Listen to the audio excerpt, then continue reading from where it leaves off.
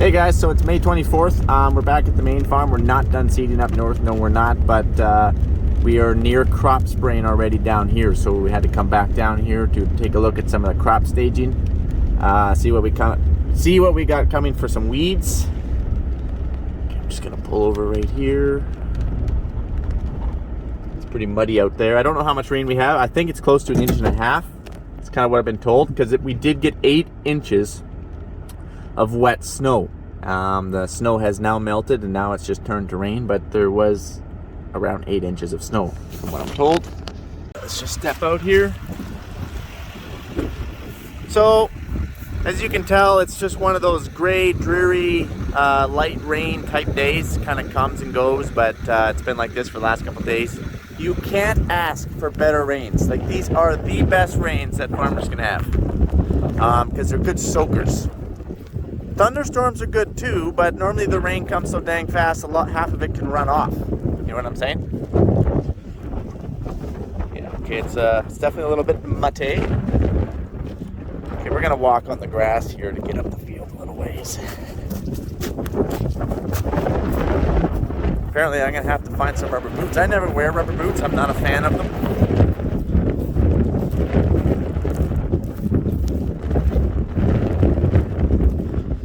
So we're just looking for some weeds. Obviously the corners are gonna have the moisture weeds, right? The reason why is because the sprayers have trouble getting tight into them. So that is a buckwheat. We call that buckwheat. This here looks like cow cockle.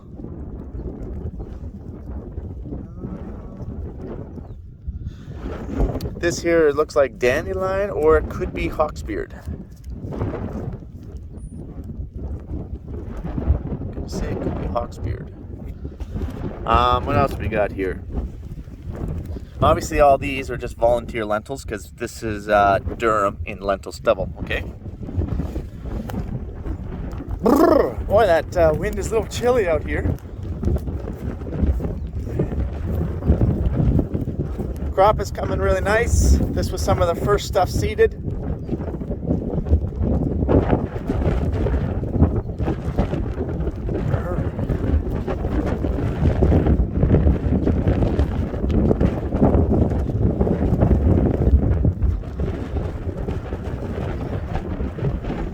So once you get out in the field a little ways, again, just some volunteer lentils here.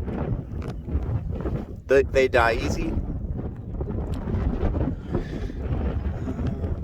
So this crop looks to be in the 3-leaf stage. One, let's see if you can see this. See this little guy right here? 1 leafer, 2 leafer, going on the 3rd. Some of it might be a little bit more advanced. 1 leafer, 2, 3, 4th is on its way. So about 3 to 4 leaf stage. So the chemicals that we're going to put on here is probably going to be for grassies and broadleafs. Grassy weeds are like your wild oats, your darnel, your millet, your Japanese and downy bromes. Not that we have all those, I'm just using them as examples. Your broadleaf weeds would be like your kochias, your cow cockles, your hawksbeard, and so on and so forth.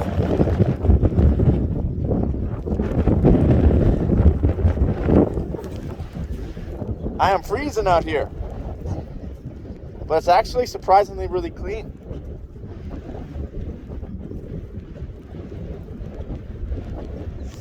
Mostly just volunteer lentils. Haven't even seen any wild oats or any grassy weeds. Hasn't been warm enough. Yeah, we did have that really hot day, but then it snowed. So you don't like the weather in southwest Saskatchewan, just wait about a day. Alright, what we got here? Just volunteer lentils. Okay, here we go. Here's a grassy. Right here, this is some foxtail barley. It's kind of a stubborn one to get. You pretty much got to get him with a burn off. Here we got some volunteer canola. We had canola on here 2 years ago.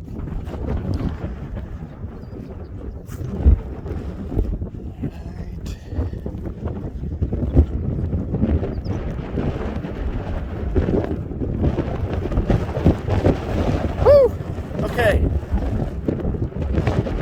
we're gonna wander back. We're gonna wander back to the truck. Yep.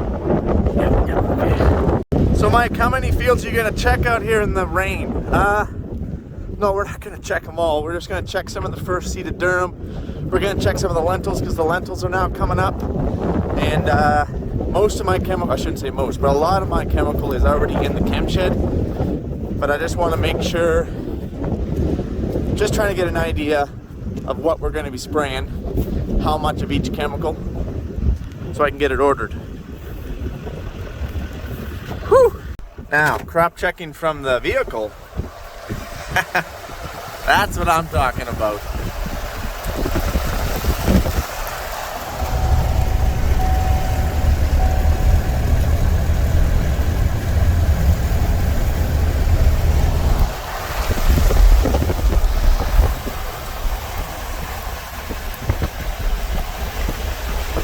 What we're doing here is we're just kind of driving, make sure there's nothing that we might have to reseed, you know, like big chunks of the field not seeded, or drill screw-ups or stuff like that. You see we have a plugged run out there every now and then. That happens right there. I'll back up here.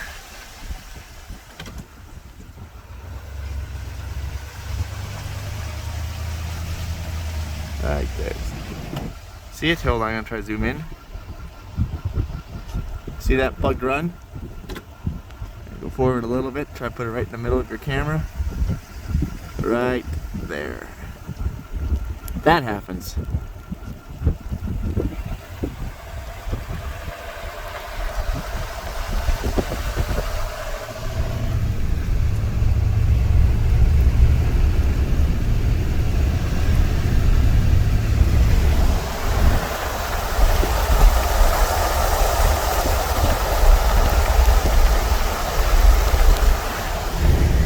Okay guys, I'm going to go to another field. Okay guys, so we just got to one more field here. We're still checking durum. This is the first field seeded. So we're checking the first field seeded because they're the most advanced. So let's go out and take a peek. It is windy out there. I do have Hammy my mic on, but I do apologize for the wind in advance. So obviously we got dandelions here. Hopefully they don't go into the fields too far. So that is just a volunteer lentil, okay? They're easy to kill. Try to walk out in this field a little ways.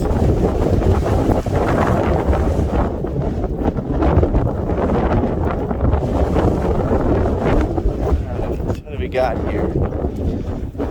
We've got a dandelion. Lots of volunteer lentils. Nothing major yet. I'm looking for kosher and Russian thistle. Like to see the beautiful lines. We were having troubles with our fans on the very first field, and we were plugging up some of our those 2-inch hoses. This is what happens.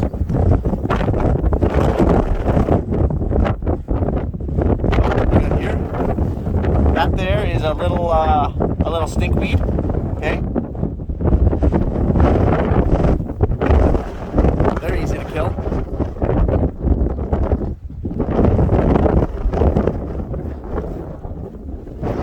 So this is what we call crop checking. Normally you don't do it on a wet, cold day. Do it on a dry day, but I want to have the chemical ordered in my chem shed. As soon as it dries up, I'm probably going to start spraying. Here's some more dandelion. Actually, yeah, pretty sure. Could be hawksbeard. That's a tough one to get that one. Crops are looking good. Let's check your staging. One plant. Okay, so we got, here's one plant. 1 leaf, 2 leaf, 3 leaf. So they're 3 leaf. It's between 3 and 4 leaf. Some's probably just becoming 4. And remember, we can't start crop spraying until it's about 4 leaf.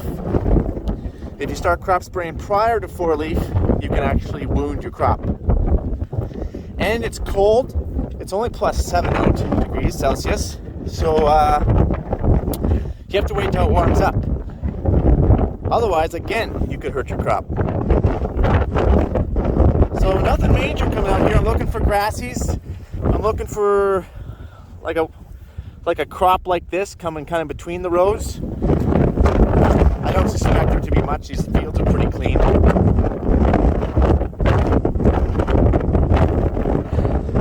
All right, let's head back to the truck. On the way back to the truck, I found a kochia. That there is kochia weed. You probably can't make it out, but there's little hairs on it. See those little hairs? That make it really hard to kill because those hairs repel the chemical, okay? So he's tougher to get. He's tougher to get, especially when they're small like that. So let's talk a little bit about, Mike, what the heck is the difference between a grassy and a broadleaf? I already talked about that. But how do you know what to spray? Well, you can get herbicides that just kill your broadleaves, like I'm talking in my Durham here. You can get herbicides that kill just your grassies.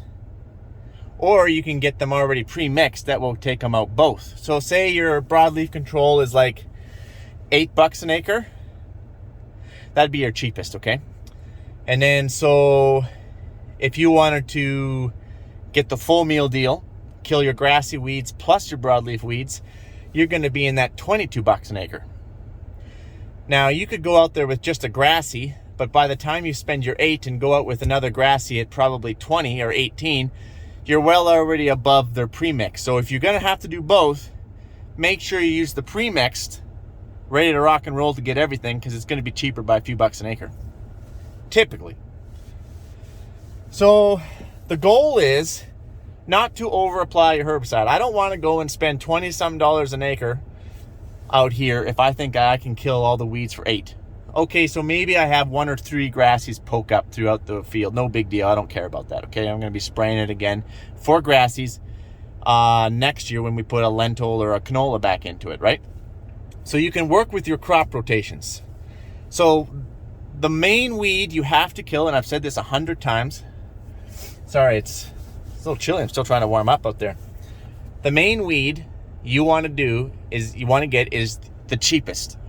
For example, broadleaves is cheap to spray out of a cereal crop, right? $8. So automatically you're gonna spray a broadleaf. It doesn't matter if there's only a few broadleaves, you're gonna spray it because you have to have that clean for next year. Why? Because next year you're gonna put a broadleaf type crop in, like a lentil or a brassica, canola, okay? So that makes when you have the brassica or a canola crop in, it's gonna be really cheap for you to spray out the grassy. But it's really expensive to spray out a grassy out of a grassy, and it's really expensive to spray a broadleaf out of a broadleaf crop. Make sense? Okay, now that you guys understand that. So you always wanna apply, for sure, you always wanna apply you wanna kill the weeds, that's the cheapest to get. Broadleaves out of cereals, grassies out of broadleaves, okay? So maybe you only have a few grassies out there. Well, then you kind of have to figure out the threshold. Are you going to lose any yield? Are those weeds going to rob any yield from your crop? If so, then you're probably going to have to do some calculations on that. Not only you're going to have to calculate how much money is it going to rob you, but it's setting up a seed bank. Number 2, setting up a seed bank, which is going to give you a lot of problems later on. So if you have any amount of weeds, I got to put my arm down. If you have any amount of weeds at all, you have to spray for them. Or I guess every farm is different, and I'm not trying to speak for all farms, but that's how we work around our operations. So for sure we're putting a broadleaf on the Durham, and for sure we'll spray the grassies out of the lentils, because that's the cheapest thing to do. And next year when we put the cereals on the lentil stubble, like what we did right here, remember we already sprayed the grassies, right? So maybe they're not bad. Maybe we can skip that big shot of 10, 18, I guess it'd be $18 an acre grassy chemical type thing. You know what I mean? All right, you guys got it figured out. We're gonna have a lot more talks about chemical and weeds in the weeks to come. The other bad thing about checking crops in when the rain is you can rut the roads. This is supposed to be a grid road, or I wouldn't have come down it. But I think it's more dirt than it is gravel, and it's a pet peeve to everybody in the neighborhood. If you're that guy who goes down all the dirt roads after a rain and ruts them all up. Because it's going to be a while before a grader ever gets back to them. Just saying. All right, let's go look at some lentils. We'll get back onto a grid road. This here is lentils. Remember, we put that onto cereal stubble. So for sure we'll spray it for grassies. For sure we will. But maybe we have to spray it for broadleaves too. I hope we don't, but we never know, so we need to go out and check it, okay? All right.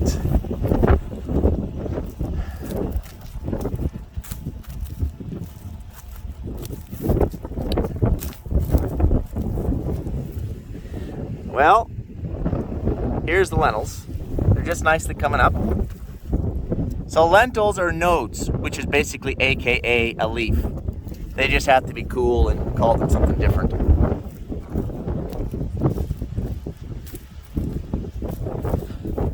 So depending on how many nodes you have, yeah, well, we're nicely coming out of the ground here, so.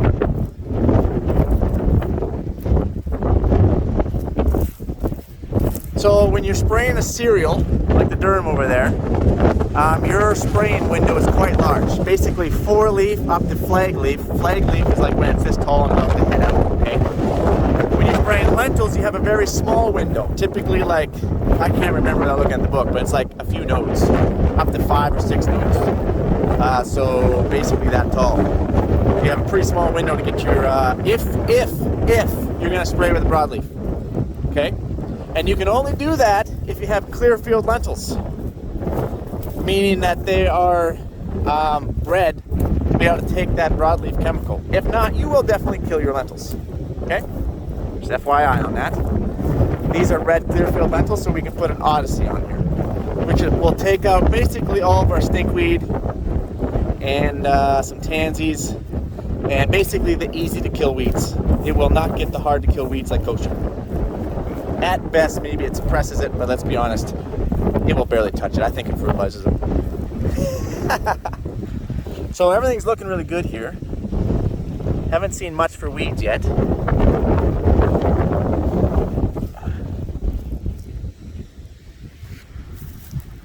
I'm sure they're out here.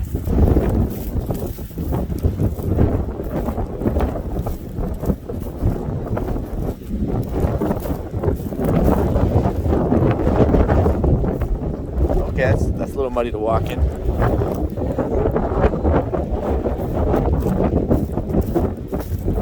little closer to the road. Remember, oh, right here is a volunteer canola.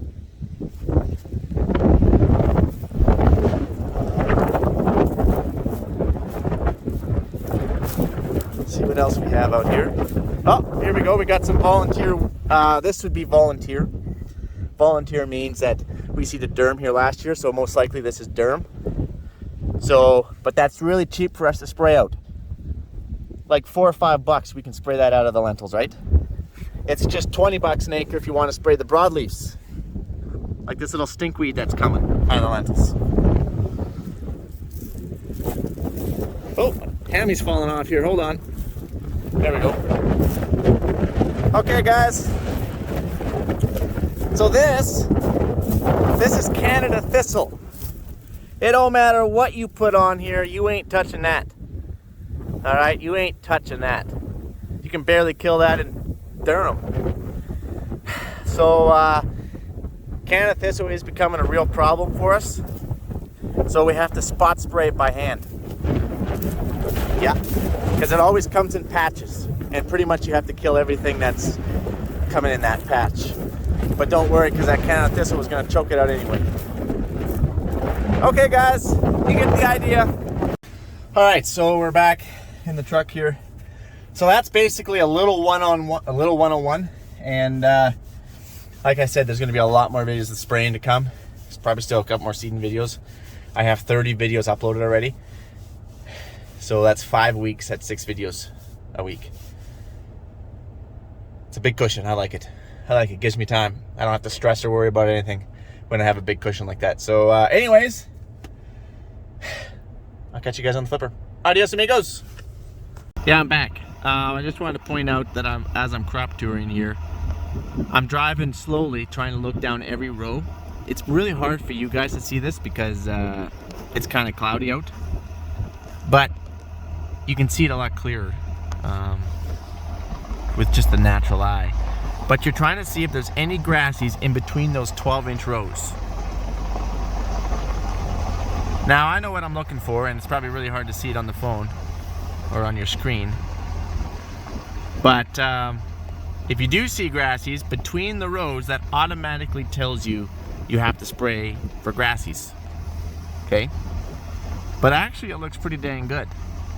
And then there's the other thing that every farmer knows their land.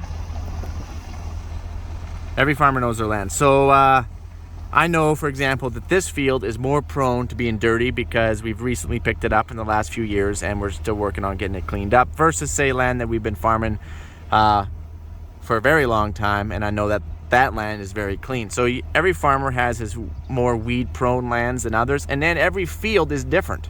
And different areas are different. So you can have a field that is very, very prone to, say, Japanese brome, which is really hard weed to kill. Or you might have some fields that are very prone to Russian thistle. Or you might have a field that's very prone to Canada thistle. Or maybe you have a field that, Lord help you, that maybe it's prone to all of the above. And the worst that can happen is if you have bad Japanese and downy brome and you have darnel. Because the sprays, the grassy sprays that you can get to get the Japanese and downy bromes, do not get the darnel. So if that be the case, that's really your worst case scenario, because then you have to apply twice. So you're gonna go out there once to get the 2 sets of grassies, and then you're gonna have to let it sit for a week or 2, give your crop a bit of a chance, because it's like getting punched in the face. Maybe not punch, but a good stiff slap to the face, because you're basically trying to kill what's almost family to it, right? Because it's a grassy, you're spraying a grassy to kill out a grassy. You think about that for a second, right? So it's a good slap to the face. So anytime you're gonna spray out a grassy out of a grassy, or a broadleaf out of a broadleaf type crop, like maybe a stinkweed out of I don't know, like those clear fed lentils, it's gonna slap those things hard, all right? That's just life. So I'm just looking here. See, it looks pretty good. I don't see anything in between the rows. Anyways, I'm not going to cover all the topics in this video, but there's a lot that we can learn together. So I'll let you guys go, and you guys have a freaking awesome one. Adios, amigos!